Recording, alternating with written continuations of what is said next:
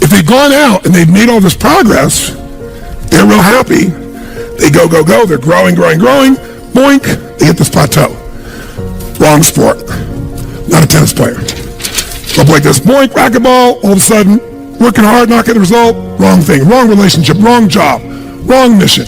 So then they go out and play golf and they go, boom. They don't even get the progress. And they go, I didn't need to use the F word that many more times in my life, right? Different piece. Now that's what a dabbler does. And by the way, dabblers by their nature are unhappy. Think about this.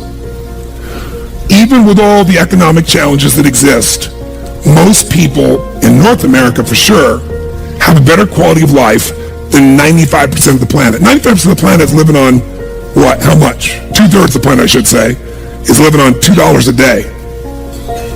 Your worst nightmare is somebody else's greatest dream. Most of the planet's greatest dream. Your idea of economic downfall is somebody's dream. That's the truth. And so what happens though is, would you agree we have more choices, more freedoms, more opportunities today than any time in human history? Yes or no? Are most people's happy? Is their happiness tied to the quality of life they really have? Because we're a world now that's shallow. Most people are dabblers. They try something for a while, doesn't work out, they do something else. Now you wouldn't be in this room for 5 days if you were a dabbler, but how many of you got to deal with some of these dabblers out there? Say I. Dabblers are the people you want to make sure you keep off your team or get off quickly, because they're going to quit anyway. And the time, energy, and effort it takes to train a dabbler is the same energy you could have a platinum player. And we're going to show you some ways to do that later on. But let me show you another path for a second before we show you the rest of the training effect. Let's take the path of what I call a stressor. Here's the stressor's philosophy. I find the way. Who can relate to this? Say I.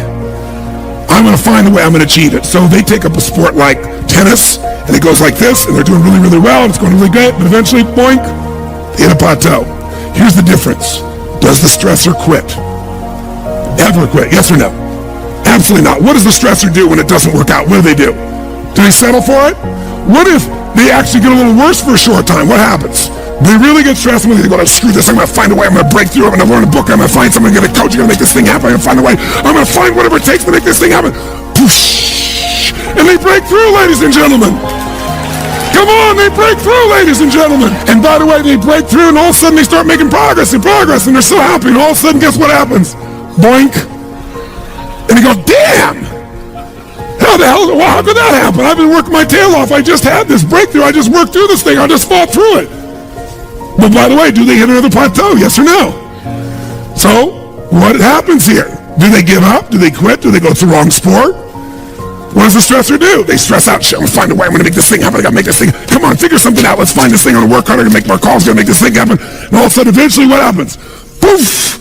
Ladies and gentlemen, they break through again. Come on now. And by the way, they eventually get where they want to be. The problem is, they're so stressed out by the time they get there, they're so exhausted, they can't enjoy it. The human brain has this incredible capacity for guilt. And most people unconsciously let that roll over them and kick their butt and make a horrible life. I love guilt. Guilt is a tool. Guilt is a weapon. Guilt does not have to be a bad thing. It's not like I perpetuate, but I'm like, I love that I feel bad when I don't do a good job. Most people hate that about themselves. I love that feeling. I'm like, I didn't do a good job there. Next time I will. So some people, guilt is discouragement. Other people, it's a signal for learning. To me, guilt is a signal for learning. It is the body and the brain, the spirit, knowing what is right, knowing what is wrong, knowing what's great, knowing what's mediocre. And it's saying, hey, do a little better. Now, if it's translated into a negative impulse, then some people call it guilt. But I'm totally cool with guilt. I think it's good that we feel bad when we do something that is below our standard or that's not right, because that impulse to go, I want to do that better. The way I see it is that competition in and of itself is not good or bad. And this is like the monk mindset on 99% of things, that this mug is not good or bad. It can be filled with water or it can be filled with poison. Yes. And so competition, I'll give you an example. As monks, our competition is in how much love and respect we show to each other. That's your competition? Like, that's what you compete on. How long can we meditate for? No. I can meditate longer than you. So if any monk is sitting, and I did this plenty of times. Really? If I sat there and I thought, oh yeah, look at him, he's scratching his back. He got out, like your meditation just got destroyed. All the value. And so monks will never ask how long you meditate. They focus on how deep you meditate. And someone who meditates deep doesn't go on about how deep it was. Right. But you compete for showing respect. You compete for serving each other. You compete for how well you can collaborate. And I feel like you live this. Yes. Like yes. I feel like you have this. I didn't used to do that. Yeah. But you do it now. Like you think like a monk. Like I feel like we're always trying to find a way where we can be better friends to each other and support each other. Yeah. And so you're competing on that. And that's a positive competition that I think you can have. So you can still use, and this is the beautiful thing about the monk mindset, you can use any thing in a positive way. One thing that's true about life is that things are always changing around you, always. Whether you are moving into a new season or in school, and all of a sudden your kids' school schedules change, or you're moving into a new season of work, and all of a sudden your work life is changing, or you're moving into a new season of your marriage, or of your health, or of anything. Life changes all the time, which is why it's really important to be self-aware and to make the small changes that help you enjoy and seize all the opportunities from the season of life, work, family, relationships that you're in right now. We always have been trained to focus on the result. So people ask, what do you want in life? And I'm like, forget that. That's the worst question to ask someone. Because when you ask what you want, that's when the ads come in. And you're like, oh, I want that car, I want that home, I want that dress, I want that body, I want whatever it is. My question to you is, what do you want to wake up and be every day? Like, what do you want to wake up and do every day? What's the process that you're in love with? So we're thinking about the result, whereas my question is, forget the result. What's the process that you're in love with doing? So start there first of all. Don't start your journey of saying, I want to be a movie director because I want to, I want to hit the blockbuster charts. I want to do this. Don't make it about that. Like, don't be like, I want to be a singer because I want to be Ariana Grande, right? Like, that's not the point. That's just a result. Do you love singing every day? And I realized this with a very honest question to myself. I'm really passionate about football, soccer. I absolutely love the game. I grew up on it. I'm still a huge fan. I missed out on it when I was a monk. I've been catching up ever since. Any football game. I was just in London last week, and I made sure I went. Couldn't see a game live, but I went and watched it at a bar in London, and I love the energy. I'm so passionate about soccer. I don't have what it takes to be a soccer player. Yeah. Like, I do not want to wake up at 4 a.m. I wake up at 4 a.m. to meditate. When I was a monk, I wake up at 5:30 a.m. now to meditate. I do not want to wake up at 4 a.m. to go out on a raining pitch and play soccer.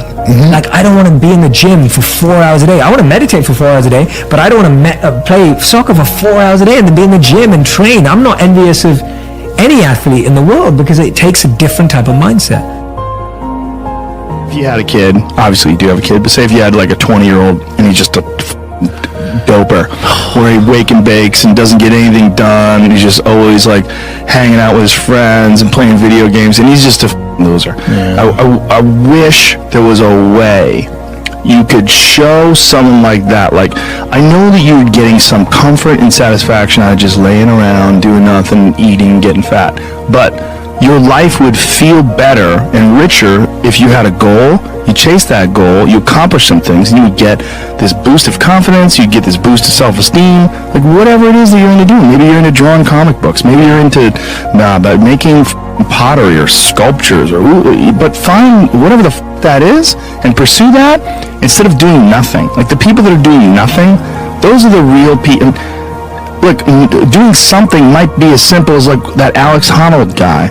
He just climbs rocks, but he's world-class rock climber. It's something. But it's also a goal of his, and he's also the best at it, right? Yes, yeah. But those people who smoke pot all day and do that, those are also the guys who hate on Joe Rogan for being in shape, you know what I'm saying, or being disciplined, or get on Kevin Hart's Instagram and hate on, you know what I'm saying? Because they don't, it's their own insecurities. I see what you're saying, but I would assume they would get motivated by seeing other people do something with their lives. Like, that should be motivating, not Yeah, but if you grew up with losers and you're around a bunch of people with shitty attitudes, especially if it's in your household, I was very lucky that both my mom and my stepdad, they're the least hater people I've ever met in my life. They're just not haters in any way. Like if someone's doing well, they're always like, "Wow, look at this guy," or like, "Wow, look at her," or "Wow, look at him." There was never any hate in my house in terms of other people's success. But if you grew up with a dad and your dad's like, "Yeah,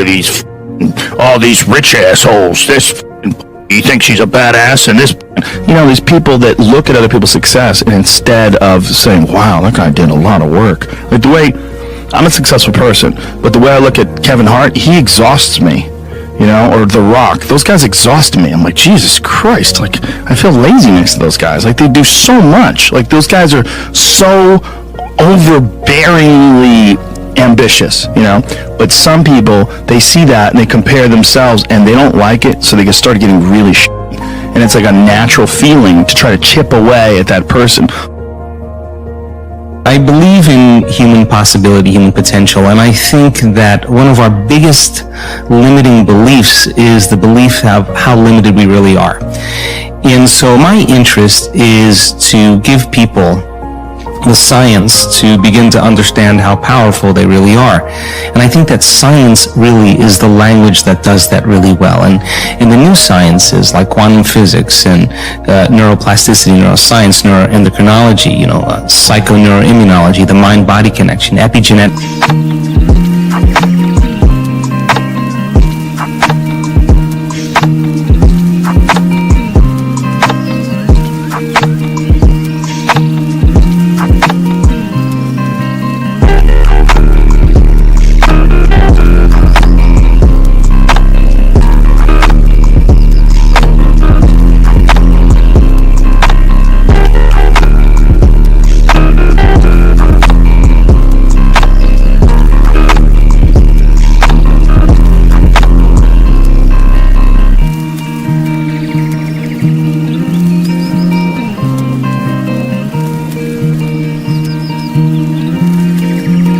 All of those sciences point the finger at possibilities. So I want to create a language for people from a philosophical or theoretical standpoint for them to begin to understand what's possible. But then I want to be able to have those people begin to wire that information in their brain completely, because learning is making new connections, right, in the brain. But remembering is maintaining and sustaining those connections, and it's so much easier to lose our vision than to remember it, right? So then we have to begin to hardwire the brain or install the neurological hardware in preparation for an experience. So the more people understand what they're doing and why, then the how gets easier. So I want to then set up the conditions in an environment, in a workshop where people can begin to apply or personalize what they learn so that they can have an experience. An experience then further enriches the brain, but the prize of an experience is an emotion.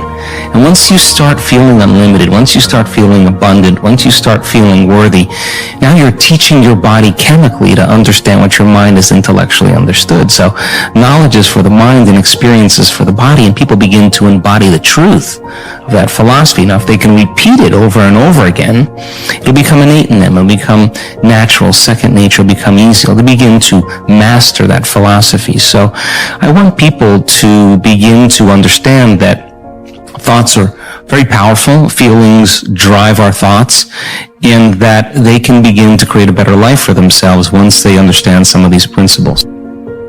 What's a few simple things that they should be doing right now to have a checklist to do before the end of the year to then crush for a whole 12 months moving forward? All right.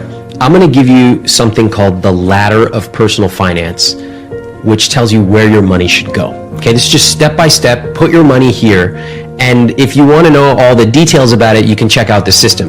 So it's in the book too? It's in great detail in the book. Got it. All right. So if you've got some money lying around, what should you do with it? First of all, if you've got a 401k match at work, you should max that out. That's free money. Take advantage of it. And if you're not sure what that means, go to your HR person and say, does this company match any 401k contributions? If they say yes, do what I said.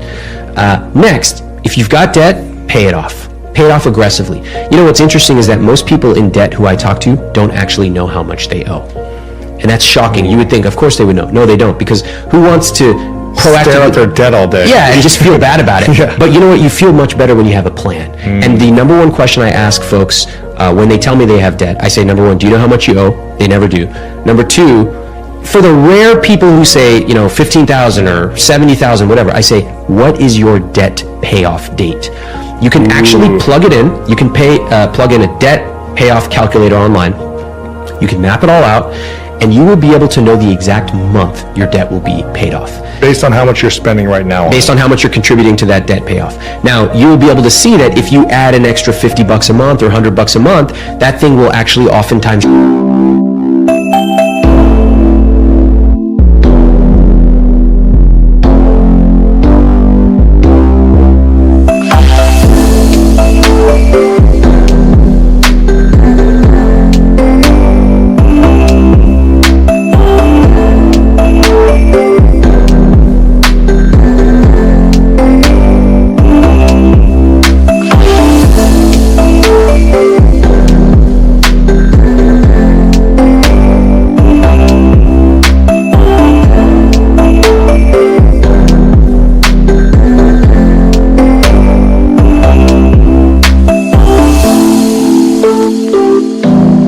shortened by years because of the interest.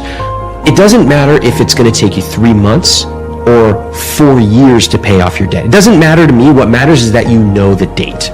Okay, so that's number 2, pay off any debt you've got.